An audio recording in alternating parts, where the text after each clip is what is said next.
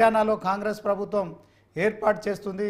ఇక హర్యానాలో కాంగ్రెస్కి మెజారిటీ ఉందని చెప్పి కూడా ఎగ్జిట్ పోల్స్ చెప్పాయి. సో జమ్మూ కాశ్మీర్లో బీజేపీ జెండా ఎగురుతుందని కూడా మరి ఆ ఎగ్జిట్ పోల్స్కు సంబంధించిన సంస్థలన్నీ కూడా చెప్పడం జరిగింది. అయితే దాదాపు 10 ఏళ్ల తర్వాత హర్యానాలో కాంగ్రెస్ ప్రభుత్వం ఏర్పాటు చేస్తుందని కొన్ని సంస్థలు, మరికొన్ని సంస్థలు బీజేపీ హవానే ఉంటుందని భిన్నమైన ఎగ్జిట్ పోల్స్ను వెల్లడించాయి. ఈరోజు 2 రాష్ట్రాల్లో జరుగుతున్న ఓట్ల లెక్కింపు చూస్తుంటే ఎగ్జిట్ పోల్స్ అంచనాలు నిజమయ్యేలా మాత్రం కనిపించడం లేదు. సో ఎగ్జిట్ పోల్స్కు సంబంధించిన విషయంలో మరి కాసేపు పక్కన పెడితే ఈరోజు వెలువడిన ఎగ్జాక్ట్ ఫలితాలు ఎలా ఉన్నాయి మరి ఈ స్పెషల్ డిబేట్లో చూద్దాం. మరి డిబేట్లోకి వెళ్ళే ముందు నేను ఈరోజు సంబంధించిన మరి అప్డేట్ ఇవ్వడానికి ప్రయత్నిస్తాను. సో దీంట్లో ఓవరాల్గా ఇప్పటి వరకు మనకు అందుతున్న వార్తల ప్రకారం హర్యానాలో బీజేపీ 49 అసెంబ్లీ స్థానాల్లో లీడింగ్లో ఉంది ఇండియా కూటమి.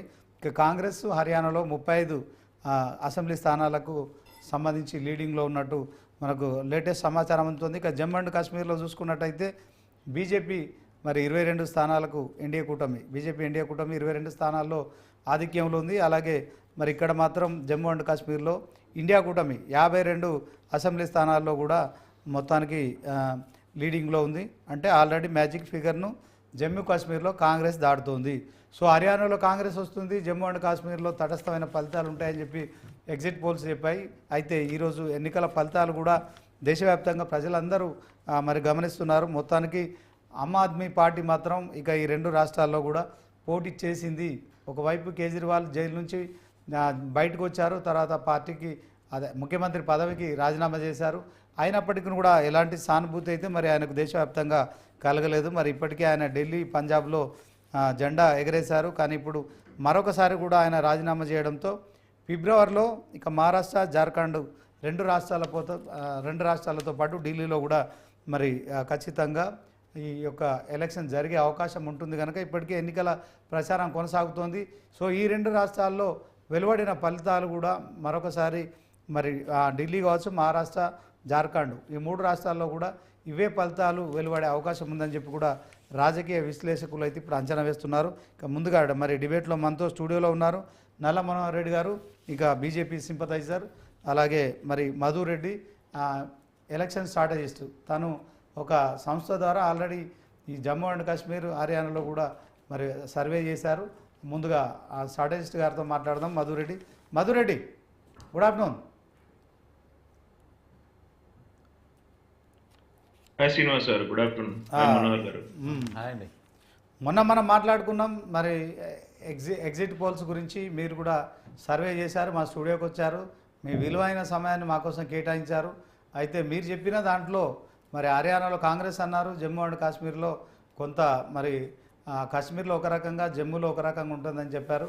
కానీ ఫలితాలు తారుమాలైనాయి. మీరు చెప్పిన ఎగ్జిట్ ఫలితాలు కావచ్చు, మిగతా సంస్థలు వెల్లడించిన మరి అవి ఎగ్జాక్ట్ ఫలితాలు ఇవ్వలేకపోయినాయి. సో ఇప్పుడు మరి హర్యానాలో బీజేపీ, మీరు కాంగ్రెస్ వస్తా అని చెప్పారు, ఇక్కడ బీజేపీ ఎన్డీఏ కూటమి మరి ఆ మ్యాజిక్ ఫిగర్ చేరువలో ఉంది దీంట్లో.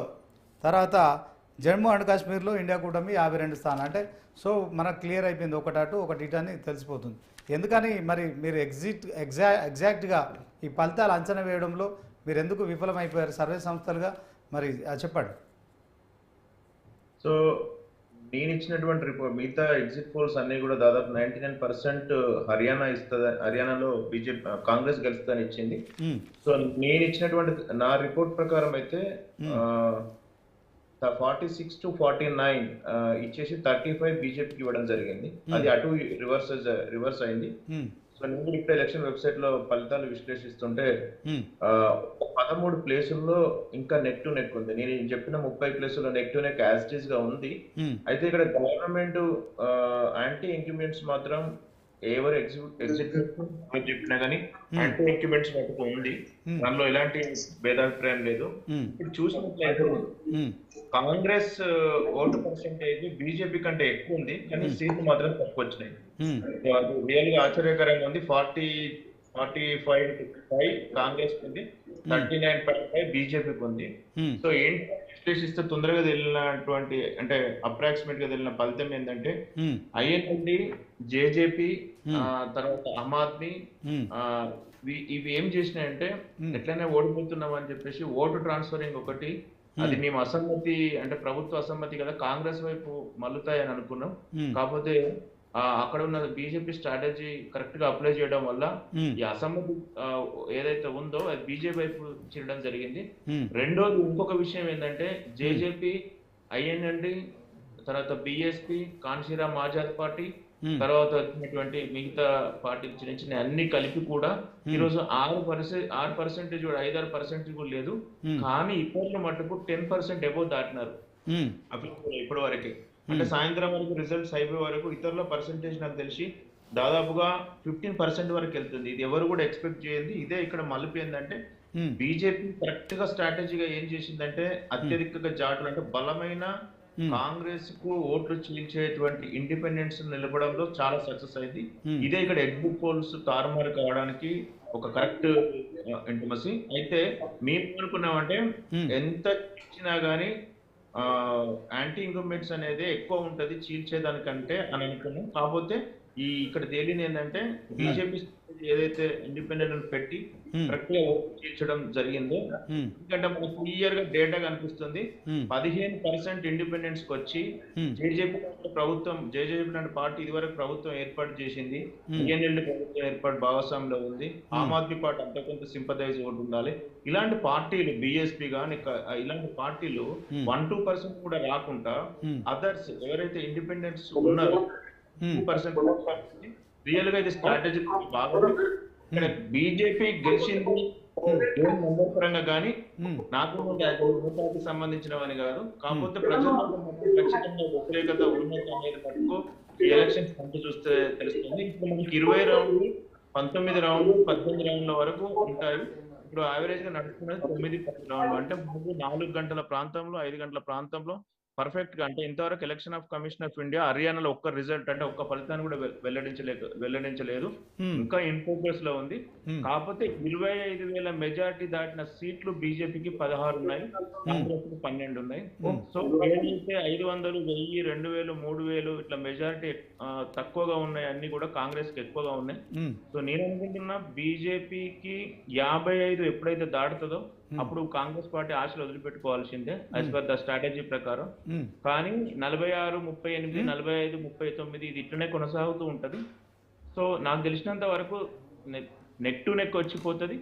ఎవరు ఎన్ని పెట్టినా రేపు పొద్దున వచ్చే న్యూస్ ఏంటంటే ఇతరులు ఇండిపెండెంట్ బీజేపీ స్ట్రాటజీలో భాగంగా ఎక్కువ ఓట్లు కాంగ్రెస్ చీలడం వల్ల కాంగ్రెస్ వెనుకంజలో ఉంది అనుకున్నట్టు. శైలజ ఎవరైతే ఉందో ఎస్సీ మహిళా నాయకురాలు, తను కూడా పూర్తి స్థాయిలో ఎస్సీ ఓట్లను కాంగ్రెస్ వైపు మళ్ళడంలో కొంచెం వెనుకబాటు ఉన్నట్టుంది. ఆమె 4-5 రోజులు లాస్ట్ చివరిలో ఎలక్షన్ ప్రచారం చేసినప్పటికీ కూడా ఆ ఓట్లు రాలేకపోయినట్టు కనిపిస్తుంది. మైనార్టీలు మాత్రం అవుట్ రైట్ గా కాంగ్రెస్ కున్నారు. ఎందుకంటే మనం చెప్పినటువంటి ఒక సీట్ లో మేయోనా సీట్ లో 78,000 మెజార్టీతోని దాదాపు ఆల్మోస్ట్ ఇంకొక 4 రౌండ్ల లోపే ఉంది. సో కాబట్టి ఎట్టి పరిస్థితుల్లో కూడా ఇది స్ట్రాటజిక్ లో భాగంగా బీజేపీ మాత్రం విజయం. ఎందుకంటే ఓటు పర్సెంటేజ్ కాంగ్రెస్ కి ఎక్కువ ఉండి బీజేపీకి ఎక్కువ ఉండి సీట్లు గెలవడం అనేది రియల్ గా అది ఒక రకమైనటువంటి మాకు కూడా ఆశ్చర్యం కలగజేస్తుంది. ఇట్లాంటి స్ట్రాటజీ కూడా ఉంటది అనేది. ఇది హర్యానాకి సంబంధించింది. కాశ్మీర్ కు సంబంధించింది అయితే ఖచ్చితంగా ప్రజలు అది ఎట్టి పరిస్థితుల్లో కూడా ఎన్సీ కాంగ్రెస్ వైపు ప్రభుత్వం రావాలని కోరుకున్నారు. కాకపోతే మేము సర్వే రీసెర్చ్ చేసినప్పుడు దాని ప్రకారము జమ్మూ అండ్ కాశ్మీర్ లో కొంత అభివృద్ధి జరిగింది కంపేర్ టు ఇదివరకు పోల్చుకుంటే. కాకపోతే అక్కడ కూడా బీజేపీ ఎక్కడైతే హర్యానాలో చేసినంత స్ట్రాటజీ కాశ్మీర్ లో విఫలమైపోయింది. కాశ్మీర్ లోయలో చాలా పార్టీలు ఉన్నాయి. చూసుకున్నట్లయితే మనకు జమాతే ఇస్లాం, ఇంజనీర్ రషీద్ కి సంబంధించిన పార్టీ, తర్వాత హరియత్ కాన్ఫరెన్స్ పార్టీ, ఇలాంటి చాలా పార్టీలు, జమ్మూ ఆప్కే పార్టీ, గులాబ్ నబీ ఆజాద్ పార్టీ, ఇలాంటి అన్ని కూడా విపరీతమైన ఓట్లు చీల్చి బీజేపీకి ఏమైనా లాభపడితే బీజేపీ సపోర్టర్స్ కనుక్కున్నది. కాకపోతే అక్కడ అంత ఓట్లు చీల్చలేదు. జమ్మూలో కూడా అనుకున్నంతగా బీజేపీ ప్రభావం చూపలేకపోవడం వల్ల ఈ రిజల్ట్ తారుమారైంది. ప్లస్ ఇంకోటి ఏంటంటే ఈసారి ఎట్టి పరిస్థితుల్లో కూడా కాంగ్రెస్ కి అవకాశం ఇద్దాం. ఎందుకంటే ఇద్దరు కూడా పొలిటికల్ స్ట్రాటజీ అప్లై చేసినారు. ఒకటి గులాం నబీ ఆజాద్ ను పొగిడి ఆ ఓట్లను మళ్లించుకుందామని మోడీ చేసిన ప్రయత్నం పార్లమెంట్ లో, అదొక స్ట్రాటజీ. తర్వాత ఈ ఏవైతే బ్యాన్డ్ జమాత్ ఇస్లాం, హురియత్ కాన్ఫరెన్స్ ఆల్రెడీ బ్యాన్ చేసిన వాటిని కూడా కేంద్రం చూసి వదిలిపెట్టేసింది. తర్వాత డిలిమిటేషన్ లో 87 ఉన్న సీట్లను 90 మార్చుకుని అనుకున్న ప్రాంతంలో. అదే విధంగా ఏదైతే 5 సీట్లు నామినేటెడ్, అంటే ఇప్పుడు మనం అందరూ అనుకున్నట్టు 90 సీట్లు కాదు, అవి 95 సీట్లు. యాక్చువల్ గా 5 సీట్లు నామినేటెడ్ బై లెఫ్టినెంట్ జనరల్ కి అవకాశం ఇచ్చింది. అంటే ఏదైనా రమారమి వస్తే కూడా 5 ఇంపార్టెంట్ అయ్యే అవకాశం ఉంటే, అన్ఫార్చునేట్లీ 5తో అవసరం లేకుండా పోయింది ఇక్కడ. సో ఇవన్నీ బీజేపీ. అంటే మధురెడ్డి గారు ఇప్పుడు మీరు చెప్పేది ఏంటి? హర్యానాలో లోకల్ పార్టీస్ కావచ్చు, ఆ జమ్మూ అండ్ కాశ్మీర్లో లోకల్ పార్టీస్ ఒక దగ్గర కాంగ్రెస్కు, ఒక దగ్గర బీజేపీకి సపోర్ట్ చేశారు. అందుకనే మీరు ఎగ్జాక్ట్గా మీరు ఎగ్జిట్ పోల్స్ ఆ తారుమారని అంటారు. ఓకే, ఇప్పటికైనా మీరు సరే ఆ ఎగ్జిట్ పోల్స్ ఆ విషయం పక్కన పెడదాం. ఈరోజు రిజల్ట్ డే, మరి హర్యానాలో ఖచ్చితంగా బీజేపీ వచ్చే పరిస్థితి ఉందా? అలాగే జమ్మూ అండ్ కాశ్మీర్లో కాంగ్రెస్ ప్రభుత్వం ఏర్పాటు అవుతుందా? చెప్పండి. Jammu and Kashmir is clear అండి. జమ్మూ అండ్ కాశ్మీర్ ఎవరి మీద డిపెండ్ కావాల్సిన ఇండియా కూటమి పక్కా లెఫ్టినెంట్ జనరల్ నామినేట్ చేయాలి. వాట్ అబౌట్ హర్యానా సంగతి ఏంటి? ఇండియా కూటమేనా? హర్యానాలో బీజేపీ 51, కాంగ్రెస్ 34 చూపెడుతుంది ఇక్కడ. సో నాకు తెలిసినంత వరకు ఇంకొక 1 అవర్ వెయిట్ చేస్తే గానీ మనకు క్లియర్ ఐడియా ఉంటది. ఎందుకంటే ఇండిపెండెంట్స్ ఓట్లు ఫిక్స్ అయిపోయింది. అంటే ఇండిపెండెంట్ ఇప్పుడు చూసినట్లయితే 3 ఇండిపెండెంట్ ఖచ్చితంగా గెలుస్తున్నారు అక్కడ. తర్వాత అంటే మొత్తం ఒక 5 తీసేయండి, 90 లెక్కలు 5 తీసేస్తే 85 అనుకోండి. 85లో వచ్చే మెజారిటీ ఎంత రావాలి మనకు? 43 రావాలి. సో అది 43 రావాలంటే 45 క్రాస్ చేయాల్సిందే. 45 క్రాస్ అయితేనే మ్యాజిక్ ఫిగర్ 46 రెండు రాష్ట్రాల్లో. ఇప్పుడున్నటువంటి ఇవి గెలుపు ఖాయం అయిపోయింది. ఇండిపెండెంట్లు ఎవరైతే ఇప్పుడు ప్రొజెక్షన్ అవుతుందో వెబ్సైట్ లో గెలిచేసినారు. ఎందుకు ఆమ్ ఆద్మీ పార్టీ ఎందుకని మరి ఢిల్లీలో, హర్యానాలో అంటే దేశంలోనూ 2 కీలక రాష్ట్రాల్లో అధికారంలో ఉంది, మరి ఎందుకని ఇక్కడ ఈ 2 రాష్ట్రాల్లో ప్రభావం చూపించలేదు? తర్వాత ఆయన మరి అరవింద్ కేజ్రీవాల్ ఢిల్లీ ముఖ్యమంత్రి రాజీనామా చేశారు, లిక్కర్ కేసులో జైలుకు పోయారు. సో దాంట్లో ఆయన నా నిజాయితీని నిరూపించుకుంటా ముందస్తు ఎన్నికలకు పోతానని రాజీనామా చేశారు. ఫిబ్రవరిలో ఎలక్షన్స్ కూడా మరి కండక్ట్ చేసే పరిస్థితి ఉంది. ఎందుకని ఆమ్ ఆద్మీ పార్టీ వెనుకబడతారని కారణం ఏంటంటారు? ఆమ్ ఆద్మీ పార్టీకి ఏ రోజు కూడా హర్యానాలో సరైన గ్రిప్ లేదండి. ఇంతవరకు అక్కడ గెలిచినటువంటి స్థానాలు లేవు, ఏ రోజు ప్రభుత్వంలో ఇన్వాల్వ్ వాస్తవాలు ఎక్కువ ఊహించుకోవడం ఆమ్ ఆద్మీ పార్టీ వాళ్ళ హర్యానాలో ఈ కాంగ్రెస్ కష్టం అనేది చేకూరింది. అది మనం ఇదివరకు లాస్ట్ డిస్కషన్ లో మనకు ఆమ్ ఆద్మీ పార్టీ కనుక కాంగ్రెస్ కలిసి ఈ రోజు 1-2% వాళ్ళకి వస్తే అది కొద్దిగా వేరే ఉండదు. కన్ఫర్మ్ పరిస్థితిలో ఉంది. రైట్ మధురెడ్డి గారు, మీరు అలాగే ఉండండి, మేము మీతో మళ్ళీ మాట్లాడతాను. ఇంకా మరి మనకు స్టూడియోలో ఉన్నారు నల్ల మనోహర్ రెడ్డి, బీజేపీ సింపథైజర్. ఎట్లా చూస్తారండి ఈ ఫలితాలు? మరి ముందేమో ఎగ్జిట్ పోల్స్ చూసుకుంటేనేమో హర్యానాలో కాంగ్రెస్ వస్తుంది, జమ్మూ అండ్ కాశ్మీర్లో మిశ్రమ ఫలితాలు వస్తున్నాయి. మొత్తానికి బీజేపీకి ఎదురుగాలి వీస్తోంది. దేశంలో మరొక 3 రాష్ట్రాల్లో కూడా ఫిబ్రవరి ఎలక్షన్స్ ఉన్నాయి, అక్కడ కూడా బీజేపీకి మరి ఎదురు దెబ్బ తగలబోతుందంటూ కూడా ఎగ్జిట్ పోల్స్ చెప్తున్నాయి. రాజకీయ విశ్లేషకులు కూడా ఇప్పటికే ఈ పైన ఏవైతే హర్యానా, జమ్మూ కాశ్మీర్లో వచ్చిన ఫలితాలు ఉన్నాయో ఈ 3 రాష్ట్రాలు అవే ఫలితాలు రిపీట్ అవుతాయని కూడా మరి విశ్లేషకులు చెప్తున్న నేపథ్యంలో బీజేపీ అంటే హర్యానాలో పోతుంది, జమ్మూ కాశ్మీర్లో కొంత మెరుగ్గా ఉంటుంది అనుకున్నారు, కానీ హర్యానాలో ఇప్పుడు లీడింగ్